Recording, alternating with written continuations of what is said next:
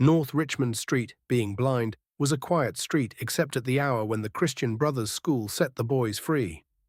An uninhabited house of 2 stories stood at the blind end, detached from its neighbours in a square ground. The other houses of the street, conscious of decent lives within them, gazed at one another with brown, imperturbable faces. The former tenant of our house, a priest, had died in the back drawing-room. Air, musty from having been long enclosed, hung in all the rooms, and the waste-room behind the kitchen was littered with old useless papers. Among these I found a few paper-covered books, the pages of which were curled and damp. The Abbot, by Walter Scott, The Devout Communicant, and the Memoirs of Vidocq. I liked the last best because its leaves were yellow. The wild garden behind the house contained a central apple tree and a few straggling bushes, under one of which I found the late tenant's rusty bicycle pump. He had been a very charitable priest.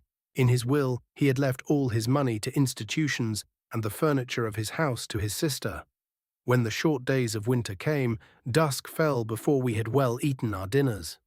When we met in the street, the houses had grown sombre. The space of sky above us was the colour of ever-changing violet, and towards it the lamps of the street lifted their feeble lanterns. The cold air stung us, and we played till our bodies glowed. Our shouts echoed in the silent street.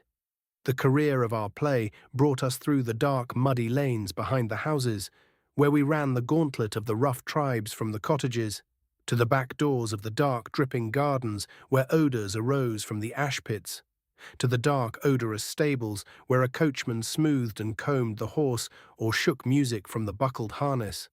When we returned to the street, light from the kitchen windows had filled the areas. If my uncle was seen turning the corner, we hid in the shadow until we had seen him safely housed. Or if Mangan's sister came out on the doorstep to call her brother in to his tea, we watched her from our shadow peer up and down the street. We waited to see whether she would remain or go in, and if she remained, we left our shadow and walked up to Mangan's steps resignedly.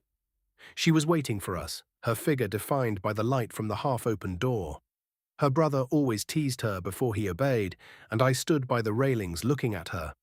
Her dress swung as she moved her body, and the soft rope of her hair tossed from side to side. Every morning I lay on the floor in the front parlour, watching her door.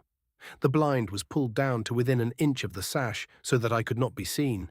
When she came out on the doorstep, my heart leaped. I ran to the hall, seized my books and followed her. I kept her brown figure always in my eye, and when we came near the point at which our ways diverged, I quickened my pace and passed her. This happened morning after morning. I had never spoken to her, except for a few casual words, and yet her name was like a summons to all my foolish blood. Her image accompanied me, even in places the most hostile to romance. On Saturday evenings, when my aunt went marketing, I had to go to carry some of the parcels. We walked through the flaring streets, jostled by drunken men and bargaining women, amid the curses of labourers, the shrill litanies of shop boys who stood on guard by the barrels of pigs' cheeks, the nasal chanting of street singers who sang a come-all-you about O'Donovan Rossa, or a ballad about the troubles in our native land. These noises converged in a single sensation of life for me. I imagined that I bore my chalice safely through a throng of foes. Her name sprang to my lips, at moments in strange prayers and praises which I myself did not understand. My eyes were often full of tears. I could not tell why, and at times a flood from my heart seemed to pour itself out into my bosom. I thought little of the future. I did not know whether I would ever speak to her or not, or if I spoke to her, how I could tell her of my confused adoration, but my body was like a harp, and her words and gestures were like fingers running upon the wires. One evening I went into the back drawing-room in which the priest had died. It was a dark, rainy evening, and there was no sound in the house. Through one of the broken panes I heard the rain impinge upon the earth, the fine, incessant needles of water playing in the sodden beds. Some distant lamp or lighted window gleamed below me. I was thankful that I could see so little. All my senses seemed to desire to veil themselves, and feeling that I was about to slip from them, I pressed the palms of my hands together until they trembled, murmuring, "Oh, love! Oh, love!"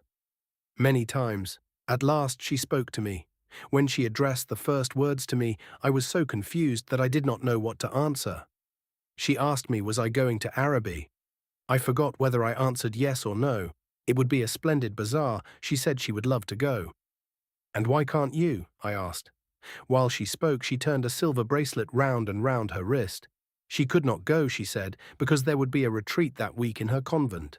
Her brother and two other boys were fighting for their caps, and I was alone at the railings. She held one of the spikes, bowing her head towards me.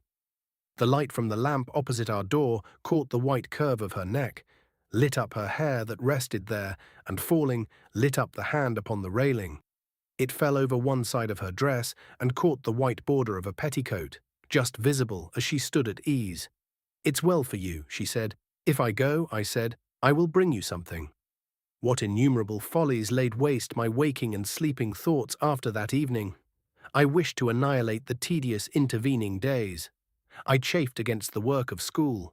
At night in my bedroom and by day in the classroom, her image came between me and the page I strove to read. The syllables of the word Araby were called to me through the silence in which my soul luxuriated and cast an Eastern enchantment over me. I asked for leave to go to the bazaar on Saturday night. My aunt was surprised and hoped it was not some Freemason affair. I answered few questions in class. I watched my master's face pass from amiability to sternness. He hoped I was not beginning to idle. I could not call my wandering thoughts together. I had hardly any patience with the serious work of life, which now that it stood between me and my desire, seemed to me child's play, ugly, monotonous child's play. On Saturday morning, I reminded my uncle that I wished to go to the bazaar in the evening. He was fussing at the hall stand, looking for the hat brush, and answered me curtly, "Yes, boy, I know." As he was in the hall, I could not go into the front parlour and lie at the window. I left the house in bad humour and walked slowly towards the school. The air was pitilessly raw, and already my heart misgave me. When I came home to dinner, my uncle had not yet been home.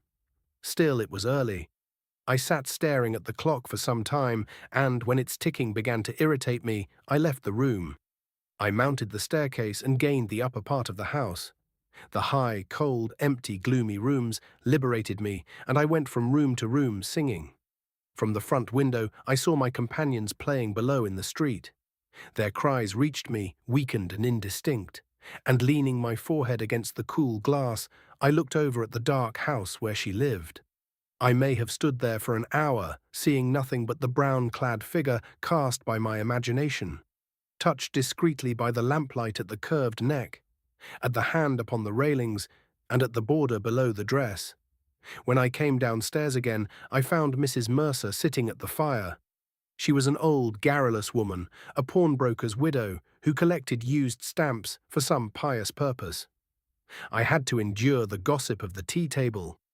The meal was prolonged beyond an hour, and still my uncle did not come. Mrs. Mercer stood up to go. She was sorry she couldn't wait any longer, but it was after 8 o'clock, and she did not like to be out late, as the night air was bad for her. When she had gone, I began to walk up and down the room, clenching my fists. My aunt said, "I'm afraid you may put off your bazaar for this night of our Lord." At 9 o'clock, I heard my uncle's latchkey in the hall door. I heard him talking to himself and heard the hall stand rocking when it had received the weight of his overcoat. I could interpret these signs. When he was midway through his dinner, I asked him to give me the money to go to the bazaar. He had forgotten. "The people are in bed and after their first sleep now," he said. I did not smile. My aunt said to him energetically, "Can't you give him the money and let him go? You've kept him late enough as it is." My uncle said he was very sorry he had forgotten. He said he believed in the old saying, "All work and no play makes Jack a dull boy." He asked me where I was going, and when I told him a second time, he asked me did I know the Arab's farewell to his steed. When I left the kitchen, he was about to recite the opening lines of the piece to my aunt. I held a florin tightly in my hand as I strode down Buckingham Street towards the station. The sight of the streets thronged with buyers and glaring with gas recalled to me the purpose of my journey. I took my seat in a third-class carriage of a deserted train. After an intolerable delay, the train moved out of the station slowly. It crept onward among ruinous houses and over the twinkling river. At Westland Row Station, a crowd of people pressed to the carriage doors, but the porters moved them back, saying that it was a special train for the bazaar. I remained alone in the bare carriage. In a few minutes, the train drew up beside an improvised wooden platform. I passed out onto the road and saw by the lighted dial of a clock that it was 10 minutes to 10. In front of me was a large building which displayed the magical name. I could not find any sixpenny entrance, and, fearing that the bazaar would be closed, I passed in quickly through a turnstile, handing a shilling to a weary-looking man.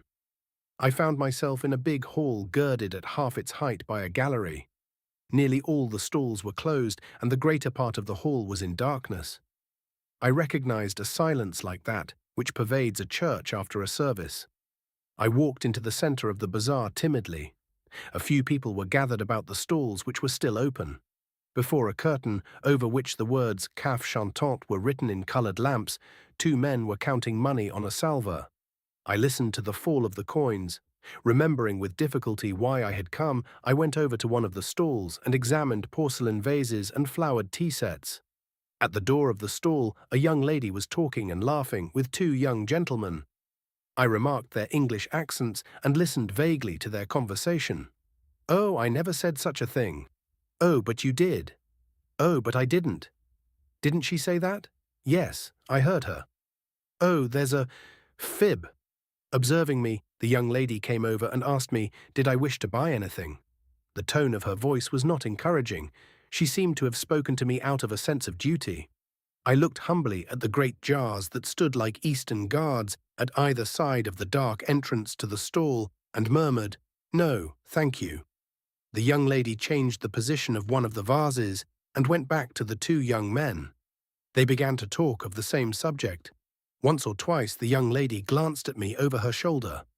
I lingered before her stall, though I knew my stay was useless, to make my interest in her wares seem the more real. Then I turned away slowly and walked down the middle of the bazaar. I allowed the 2 pennies to fall against the sixpence in my pocket.